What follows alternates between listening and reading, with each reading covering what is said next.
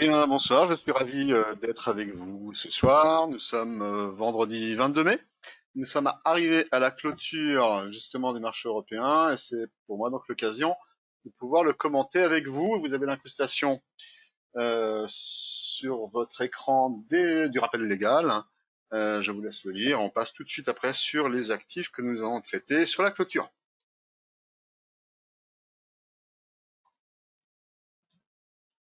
Voilà, donc là vous avez donc l'argent. Alors pourquoi on commencera par l'argent? Donc justement, ça fait partie de la surprise. Mais tout d'abord, justement la clôture. Donc sur le CAC, on clôture inchangé puisqu'on est en baisse de moins 0,02% à 4444,56. Pour le DAX, nous avons de la même manière un DAX quasiment inchangé puisqu'on est en hausse de plus 0,07%. Qui clôture à 11 073,87. Hein. Il gagne un peu moins de 8 points et le CAC perd un peu moins d'un point, donc c'est pour dire. Au niveau du fondamental, eh bien, en réalité, pour quelle raison nous avons eu des soucis aujourd'hui pour la hausse? C'est que tout simplement, il y a des inquiétudes vis-à-vis des tensions qu'il y a entre la Chine et les États-Unis, notamment à cause du fait que eh bien, la Chine veut imposer une forme de législation, on va dire ferme avec Hong Kong. Alors forcément, donc on imagine que ça peut être plus ferme que ce que l'on pourrait s'attendre, avec des moyens de rétorsion plus intenses. Et c'est d'ailleurs pour cela que les États-Unis s'y opposent avec le verbe de Donald Trump en disant qu'ils allaient réagir très fortement. Et là-dessus, la Chine donc parle que de toute façon son armée était là pour garder donc la souveraineté de la Chine. Donc voilà, donc ça ressemble à des bruits de bottes et ça n'est pas forcément de bon augure. Et donc forcément le marché donc a eu une faiblesse hier et également aujourd'hui ce matin nous avons donc fait l'essentiel justement sur le marché européen de remonter, mais ça ne veut pas dire qu'on est sorti par le haut. À côté de ça, donc nous avons des bons résultats, mais bons résultats justement comme par exemple Alibaba qui ressort des chiffres absolument hallucinants, bien en définitive baisse parce que justement donc ces nouvelles-là donc sont assez négatives pour lui. Alors la surprise c'est j'ai vu que effectivement il y avait des personnes qui avaient du mal à un moment donné en se disant que c'était trop technique, c'était trop assez peu compréhensible. Donc ce que je vais faire sur la première partie, sur le silver, sur l'argent, eh bien on va simplement donc parler aux débutants. Pardonnez-moi pour les autres personnes qui sont un peu plus férus, mais on va refaire donc la genèse rapidement. À savoir que un prix, lorsqu'il est coté, eh bien, il peut être donc mesuré de différentes façons, représenté de différentes façons. Ici, moi, j'utilise les chandeliers japonais. C'est une technique qui a été utilisée donc il y a environ 800 ans au Japon justement, et sur lequel donc on appelle ça donc des chandeliers ou des bougies. D'ailleurs, on peut imaginer donc quand vous voyez donc la partie haute ici, eh bien, ça peut ressembler à une mèche, comme une bougie, et le corps peut ressembler aussi donc à un corps de bougie. Quand elle est verte, ça veut dire tout simplement que eh bien, elle est haussière. Quand elle est rouge, c'est-à-dire qu'elle est baissière. Enfin, en tout cas, avec ce code couleur, vous pouvez utiliser celui que vous voulez. Et la partie basse donc de la bougie, donc pleine, eh bien, c'est l'ouverture. Et la partie également horizontale, fermée, tout en haut, c'est la clôture. Ce qui fait que d'un seul coup d'œil, on sait que, par exemple, pour celle-ci, on sait que en étant rouge, c'est l'inverse. On ouvre justement donc en haut, donc c'est l'ouverture, et la clôture se fait ici. Ce qui fait que d'un seul coup d'œil, on voit tout de suite donc comment donc elle marchait donc sur la représentation. Par exemple, ici, rapidement, on voit que cette bougie-là, ici, eh bien, elle a ouvert, elle est rouge, donc elle a ouvert ici, elle clôture là. Et donc la partie donc qui mèche ici, c'est la partie à l'intérieur de la séance. Si vous voulez, mettons à 9 heures, on a ouvert ici, à 11 heures, on était sur ce point bas-là. Et puis à 17h30, 5, par exemple, c'est le cas du CAC, mais c'est pas le cas de l'actif. On va simplifier.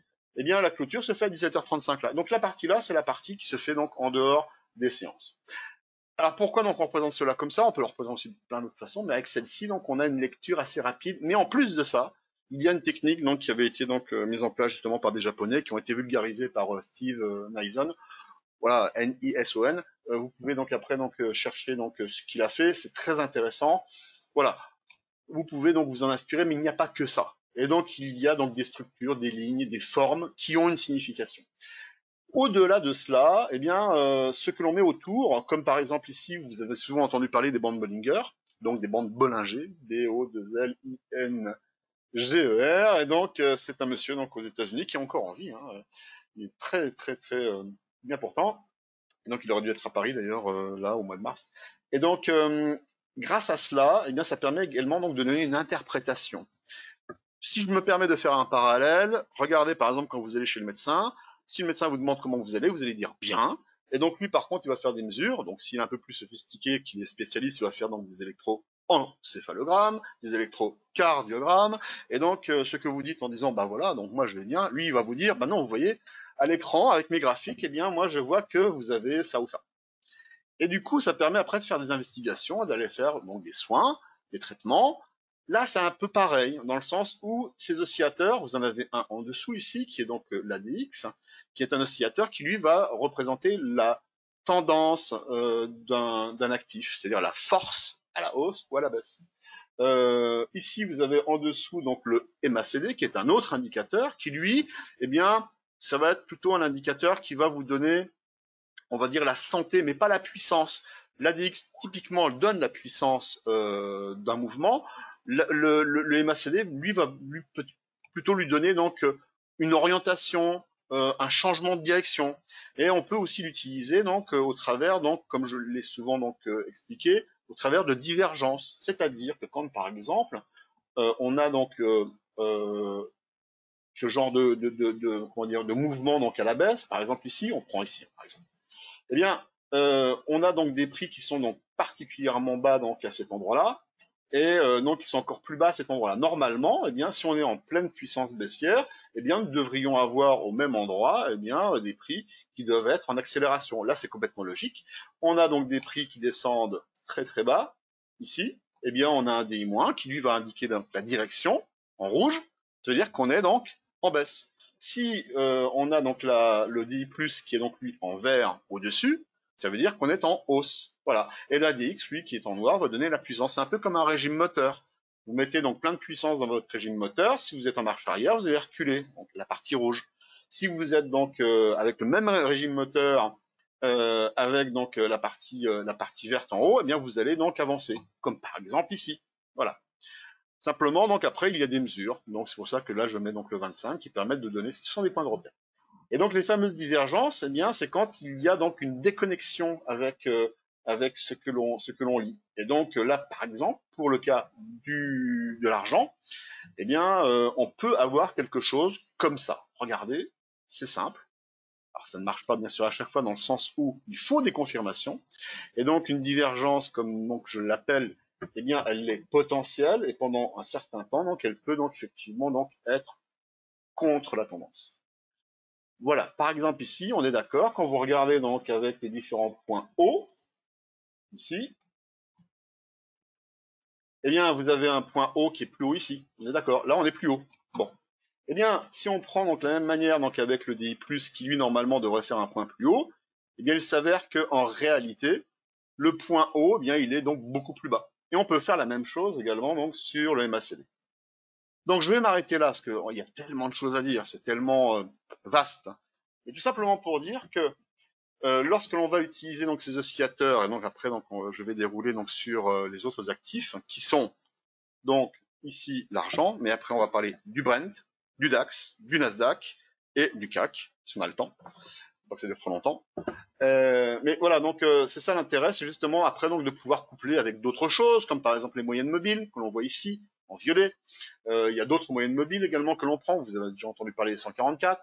Il y a également des structures en épaule tête épaule. Là, nous en voyons une ici, typiquement, puisque à partir du moment où, voilà, à cet endroit-là, nous avons donc une structure avec ici d'absurdité, même si je ne suis pas baissé sur l'argent maintenant, mais on pourrait même revenir sur une zone qui serait plutôt une zone d'inversion de polarité, aux alentours des 16, 15, 70, 16, pour après repartir de l'avant.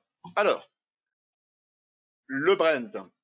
Vous vous souvenez, donc, quand on avait parlé du Brent, donc la genèse, hein, c'est que nous avions ici une structure, là, en biseau descendant. Nous avons cassé donc ce biseau donc par le haut et nous avons matérialiser une ligne de coup que nous voyons ici en rouge. Et donc cette ligne de coup, hein, c'est celle-ci, comme l'exemple que je prenais avant, qui représentait en fait la limite d'une structure en épaule tête épaule inversée. L'épaule de gauche ici, la tête ici et l'épaule de droite là. Et l'épaule de droite, elle avait donc cette particularité, eh bien, d'avoir aussi une structure qui pouvait être visionnée donc en triangle, en biseau, en tout cas en drapeau. Et ce drapeau, eh bien, lorsqu'il a été reprojeté donc entre sa partie basse ici, vous voyez, jusqu'au sommet, on le prend, on le projette à la sortie du triangle, eh bien, nous avions ça comme objectif. Et l'objectif, c'était celui qui était, comme on est en débit, eh bien, c'était la partie qui allait hypothétiquement donc venir au rendez-vous de la moyenne mobile à 144 périodes. Il est probable que si ça se fait et que ça se trouve, mettons, entre fin mai et début juin, eh bien, nous pourrions donc très bien donc trouver donc des prix sur le Brent qui pourraient être aux alentours des 45, 43. Voilà. Ceci dit, l'idée donc c'était donc d'échouer dans un premier temps dans cette partie-là, ici, puisque nous avions donc ce gap baissier qui date du 6 mars, du 8 mars, du 9 mars, et alors que l'on avait franchi cette ligne de coup, eh bien il y avait un endroit très étriqué qui devait donc traduire justement une hésitation. Cette hésitation, la voilà. Ça ne veut pas dire non plus qu'on va repartir à la baisse. Il me semble que nous pourrions très bien donc avoir effectivement ce tassement-là pendant un certain temps, puisque là, si on passe en unité 4 heures, et donc justement c'était l'idée qui avait été développée justement sur le marché précédent, nous pourrions donc très bien revenir sur les 33, qui ne correspondent pas au même prix que le WTI, et on pourrait même se payer le luxe de revenir sur la zone des 30, puisque dans cette zone-là, eh bien, ça correspondrait donc à une zone, on va dire, d'inversion de polarité, puisque après avoir franchi donc le sommet donc de ce triangle, eh bien, ça pourrait correspondre aussi donc à la rencontre avec la moyenne mobile à 144 périodes. Allez, le DAX. Alors le DAX, c'est pareil. Nous avons donc aussi un trading range que nous voyons donc très bien donc sur cette représentation graphique en jaune. Et ce qui est intéressant surtout, c'est que nous avons donc échoué donc en dessous du gap baissier. Ça rappelle énormément donc d'autres indices. On verra tout à l'heure donc justement avec le CAC 40. Et après avoir joué au ping-pong, c'était le terme qui avait été utilisé justement sur cette partie haute aux alentours des 11 200 points, eh bien, nous sommes revenus donc à peu près au même endroit. Sauf que là maintenant, donc nous sommes inscrits dans un trend baissier, alors qui pourrait rappeler donc pour les haussiers, pourrait le voir également sous une forme de drapeau, puisque en réalité, eh bien, nous pourrions très bien voir donc cette partie-là comme étant donc un mât et cette partie-là comme étant un drapeau, donc haussier. Mais en réalité, c'est vrai que si on viendrait le franchir, c'est d'ailleurs pour ça que le stop loss donc qui avait été proposé dans la recommandation, eh bien, elle est à 11 450, elle est quand même très proche. Pourquoi? Parce que tout simplement, à partir du moment où nous avons cette possibilité donc de sortir, eh bien donc nous avons donc ici une projection qui nous emmènerait donc relativement haut, c'est-à-dire aux alentours des 12 000 points. Mais ce qui retient surtout mon attention, c'est le fait que invalider donc ce grand range qui dure depuis plus d'un mois, eh bien avec une structure qui elle dure depuis 2-3 jours, me paraît ne pas faire le poids en réalité donc avec ce qui se passe actuellement. Donc globalement, l'idée c'est quoi? C'est donc comme on l'avait fait donc déjà plusieurs fois, sur la partie haute, on se cogne et on rebondit. Sur la partie basse, eh bien c'est vrai que par la suite, si on vient casser la partie basse, bah, le contrebalancement donc de l'éjection haussière, eh bien c'est tout simplement donc la projection vers le bas qui nous enverrait sur les 9300 400 points, à peu près 9500 points. Et ensuite, nous avions parlé aussi du Nasdaq. Alors le Nasdaq, vous vous souvenez, on avait également donc fait ce fameux trend qui tient le coup, puisqu'on l'avait déjà fait donc il y a une bonne dizaine de jours déjà. C'était aux alentours du début mai. Et eh bien, ce trend-là, ici en rouge, on voit la partie basse ici, on voit la partie haute là, et on voit qu'en réalité, eh bien, les prix donc sont venus se cogner systématiquement sur cette oblique. Et on y est encore là. Sauf que si on voit effectivement ce trend qui est fort et qui est soutenu d'ailleurs par la moyenne mobile à 144 périodes, on est en H4, et que nous avons ici donc la moyenne mobile à 55 périodes ici. Mais ce qu'il y a d'intéressant, c'est que pour les casser, il faut d'abord les aplatir, et pour les aplatir, il faut continuer à coter dans cette zone-là, et donc bien sûr ne pas aller trop haut. Et quand on regarde donc au microscope, eh bien on voit qu'il y a une possibilité ici d'avoir une petite structure en épaule, en tête et en épaule, qui enverrait donc les prix, auquel cas donc aux alentours des 9000 points. Mais on resterait de toute façon toujours dans le trading range à la hausse. Simplement, ça aurait pour effet donc effectivement de faire une inflexion sur ces moyennes mobiles et après donc de donner donc peut-être la possibilité d'avoir donc ce trend qui à un moment donné casse. Comme le trading range, il n'est pas donc prévu de rester comme cela donc de façon pérenne. Il doit forcément à un moment donné être cassé à la hausse ou à la baisse. Donc il faut bien qu'il y ait un travail. Et peut-être qu'effectivement le catalyseur qu'il y a actuellement avec la Chine et les États-Unis donc peut être un élément. Et pour terminer le CAC, ben là c'est assez flagrant dans le sens où eh bien voilà on retrouve à nouveau le trading range ici en jaune.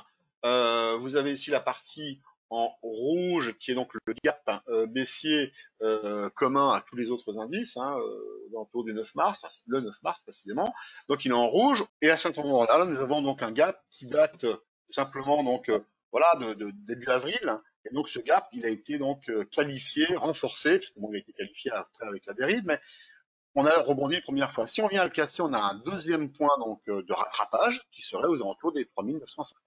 Et que même si on casse ici à la baisse ce trading range, on va pas aller en dessous de 3000 évidemment, 2009 non plus. Enfin, je veux dire, c'est quelque chose qui à un moment donné ça peut se faire étape par étape parce qu'on a donc des zones de rattrapage et la prochaine elle est ici.